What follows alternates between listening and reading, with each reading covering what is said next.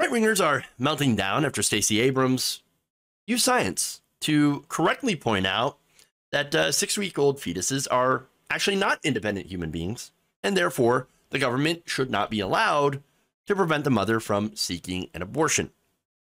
Here's what she said on a panel event in Georgia on Tuesday. There is no such thing as a heartbeat at 6 weeks. It is a manufactured sound designed to convince people that men have the right to take control of a woman's body away from her.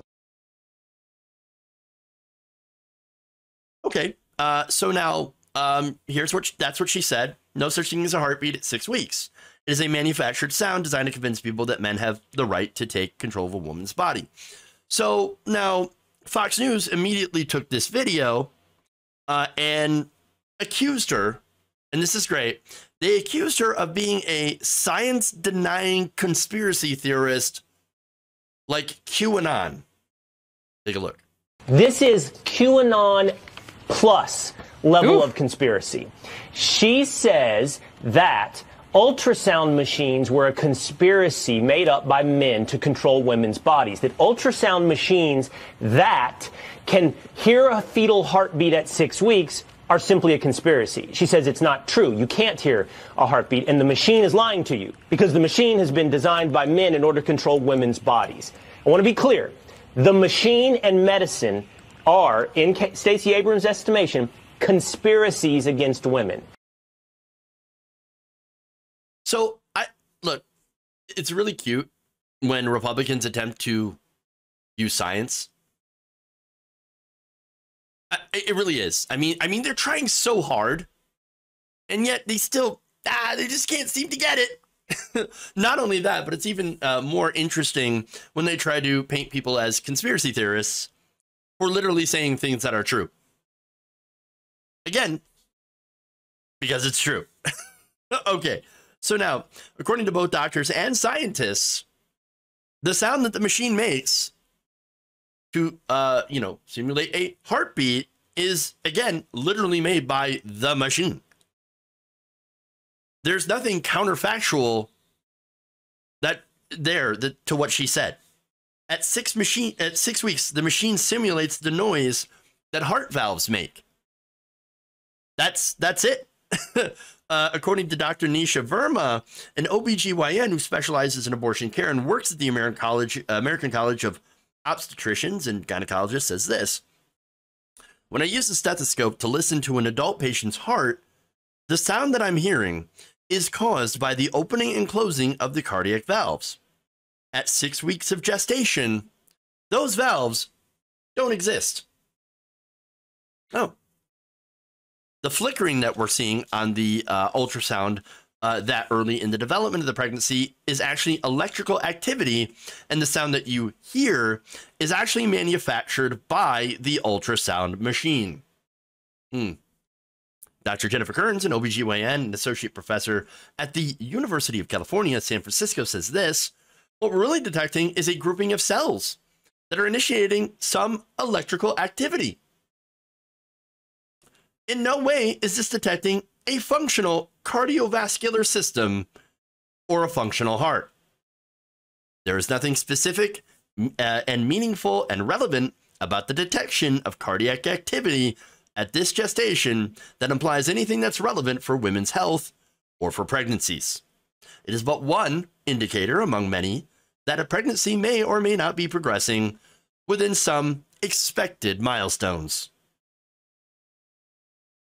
Other doctors and scientists also confirm that while a fetus has cardiac activity at 6 weeks, a functional heart does not yet exist at this stage.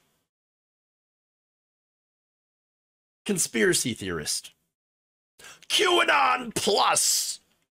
What is this like? Is that like Disney Plus or Hulu Plus? Is it QAnon without the ads? Is that what it is? I mean, come on. Really? Really?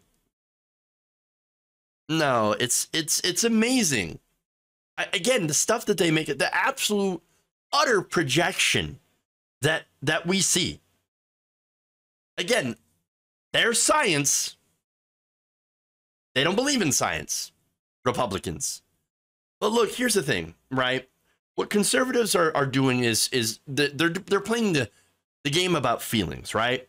And there's a reason they do it, that they try to evoke a emotional response in people over this issue. It happens to work. Now, people obviously want to protect children. It's literally hardwired into our brains, hardwired into our DNA to protect our offspring. I get it, right? Which is why for decades, Republicans actually figured out, or I should say why decades ago, Republicans figured out that they could use that issue, the issue of abortion specifically, in order to try to win elections by tricking people into voting for them. Because in reality, all the Republican Party wants to do is to funnel money to the rich. That's originally the entire point of the Republican Party, to deregulate corporations and cut taxes for wealthy people. The whole point. And so that's when, it took a couple of years for this so-called moral majority to hit on that idea, to think, right. Oh, here's what we can do. Turns out it's not really popular with the American people, with the working class, to, try to funnel all the money to the rich. Can't really run on that. Not really very popular. I know. Let's do the abortion thing. Let's start lying about, fetal development. This entire issue. We're going to manipulate people emotionally into supporting us. That's why you see a lot of single issue voters, that their only issue is, we're pro-life. We're pro-life. We're going to protect the babies. We're going to protect the babies. Look, here's the thing, though. Okay, it's funny because they actually, in reality, don't want to protect the babies. That's why they're not in favor of things like universal child care. They're not in favor of things like welfare and food stamps and ensuring that, people can't rampage into schools, with guns that they can easily get. They want to make sure that those people can get those guns, those weapons very easily. It's not about protecting children. Okay. No, it's generally about protecting industry profits. I mean, for example, in order to do universal child care, healthcare, things like that, well, they'd have to, tax the rich. They'd have to tax the rich a little bit more and redistribute some of the wealth. No, that hurts their donors. They don't want to do that. Right. And so, by the way, if you were to actually increase the help for pregnant women in this country, you would reduce the amount of mortality, infant mortality in this country. You would reduce the amount of child hunger in this country. But they don't want to do that. Understand, because that would harm their donors, the people that they ultimately serve. Rich people, corporations. Okay. For the gun issue, again, their main issue is, let's protect gun manufacturers, because whenever there's a school shooting, people get afraid, understandably so, and they want more guns. And so who makes money? Gun manufacturers. Look, it really comes down to, when you look at the policies of the Republican Party, they really serve two different things. Again, it's the number one thing is helping corporations and the rich, right? And the second thing is to, again, make people afraid and miserable. Make people's lives materially worse. And somehow that helps them. Because then, of course, they can blame it on government. Oh, it's the government actually making it worse. No, it's corporations and slimy politicians. And so, yes, they figured this out. And they've used this entire, pro-life issue, so-called pro-life issue, as just a way to manipulate people's emotions. Now, by the way, getting back to the science here, the term fetal heartbeat, and we've seen this in Republican bills all over the country. That's not an actual clinical term. For example, much like a stomach bug for the flu, right? But they use these, phrases and terms. Doctors will even sometimes use these phrases and terms when they're relating to patients to simplify things for the patients and make things easier to understand. Because nobody wants to sit there and hear the long, drawn-out scientific explanation of what's really going on with the ultrasound.